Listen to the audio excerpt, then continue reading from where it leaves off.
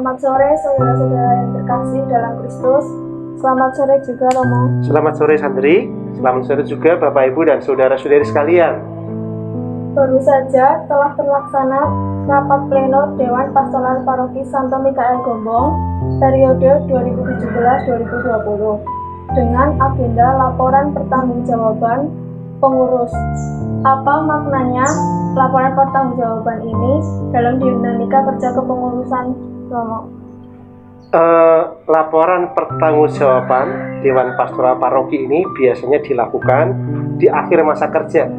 Dan kebetulan tahun ini adalah tahun terakhir Dewan Pastoral Paroki periode 2017-2020 ini. Maka mereka membuat laporan pertanggungjawaban dalam konteks dinamika spiral pastoral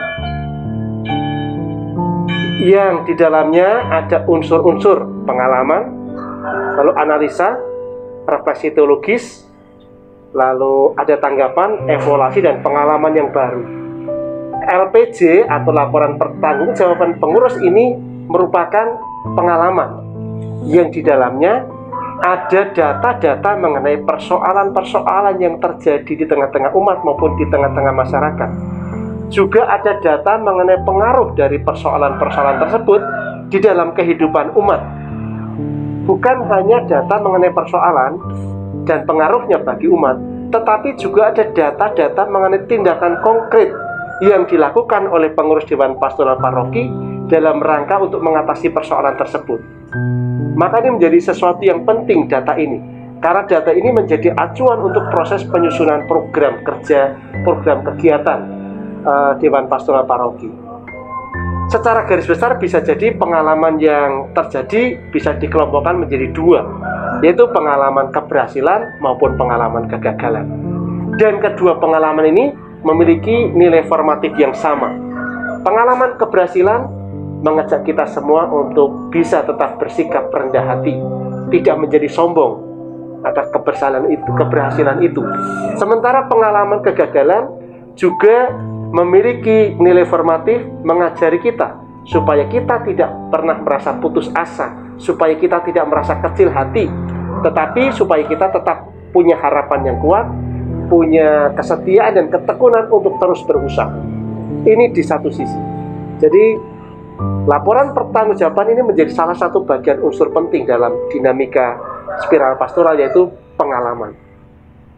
Di samping itu, laporan pertanggungjawaban pengurus ini juga menjadi saat jeda, di mana para pengurus berhenti bekerja untuk melihat kembali apa yang sudah direncanakan dan dikerjakan, melihat kembali perjalanan hidup yang sudah dilalui. Juga menjadi kesempatan untuk mengevaluasi apakah program kerja yang sudah dilaksanakan sudah sesuai dengan cita-cita dan tujuan yang mau dicapai, yang termuat dalam rumusan visi misi atau belum. Kalau belum, maka ini akan menjadi catatan yang sangat berharga untuk kepengurusan Dewan Pastoral Paroki di masa yang akan datang. Ini yang kedua. Yang ketiga, laporan pertanggungjawaban ini juga menjadi saat dan kesempatan untuk berefleksi bagi seluruh pengurus. Berefleksi artinya pengurus diajak untuk menemukan unsur-unsur ilahi atau hal-hal ilahi di balik segala aktivitas dan kegiatan manusiawi yang sudah dijalankan. Ini menjadi sesuatu yang penting karena kalau kita bisa menemukan campur tangan Tuhan di dalam kehidupan kita, menemukan unsur-unsur ilahi di balik kegiatan manusiawi, sebenarnya kita akan menemukan kekuatan baru. Kekuatan baru untuk bisa terus melanjutkan langkah dinamika gerak gereja ke depan.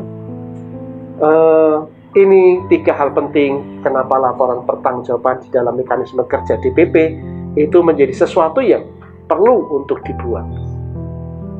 Begitu, Sandri. Lalu bagaimana mekanisme laporan pertanggungjawaban tadi, Romo? Mekanisme laporan pertanggungjawaban itu tentu saja acara inti atau acara pokoknya adalah masing-masing ketua bidang bersama dengan koordinator tim kerja, mereka mempresentasikan rencana kerja yang sudah dibuat, bagaimana rencana program kegiatan itu dilaksanakan, juga catatan evaluasi dan rekomendasi ke depan. Selain para ketua bidang mempresentasikan rencana kerja, pelaksanaan kerja, evaluasi dan catatan rekomendasi ke depan.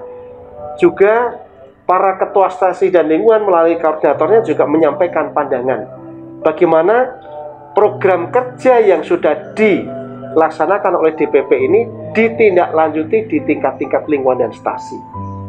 Selain itu juga ada laporan keuangan paroki. Ini menjadi sesuatu yang penting supaya ketika kita merencanakan suatu program kegiatan, kita juga bisa mengukur kemampuan finansial kita itu sampai sejauh mana. Jadi setelah masing-masing mempresentasikan laporannya, kemudian ada evaluasi secara umum. Evaluasi secara umum artinya kita mencoba melihat benang merah, mencoba melihat secara keseluruhan program-program yang sudah dilaksanakan sudah sesuai dengan rumusan visi misi atau belum. Bagian-bagian mana yang mungkin masih kurang. Kalau secara pokok itu ada dua hal penting dalam rumusan visi misi, yang gerak ke dalam dan keluar. Ini akan dilihat persentasenya, berapa besar persentase keberhasilan program-program yang direncanakan dan dilaksanakan ini. Juga berapa persen kita bisa mewujudkan rumusan visi misi yang sudah diputuskan bersama. Jadi dinamikanya kurang lebih seperti itu, Sandri. Oh iya Romo, apa yang diharapkan dengan hasil laporan pertanggungjawaban itu?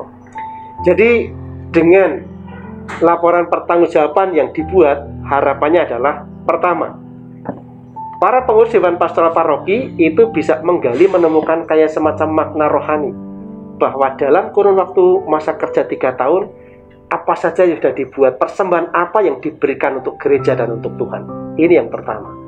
Sehingga lalu para pengurus itu merasa tidak sia-sia jerih lelahnya selama 3 tahun menjalani masa kerja ini. Yang kedua, juga catatan-catatan evaluasi, rekomendasi-rekomendasi. Ini menjadi hal yang amat berharga bagi kepengurusan yang akan datang di dalam merumuskan program kegiatan yang memang perlu dibuat, yang bisa menjawab kebutuhan umat, kebutuhan masyarakat, supaya kehadiran gereja sungguh-sungguh bisa diharapkan menjadi agen perwujudan ditegakkannya kerajaan Allah di tengah-tengah masyarakat. Saya kira itu yang bisa saya sampaikan, Santri. Terima kasih Romo atas penjelasannya.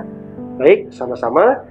Terima kasih juga kepada para pengurus Dewan Pastoral Paroki yang telah bekerja dengan baik, bekerja keras, bekerja maksimal dengan penuh tanggung jawab selama masa kepengurusan tahun 2017 sampai 2020. Tuhan memberkati.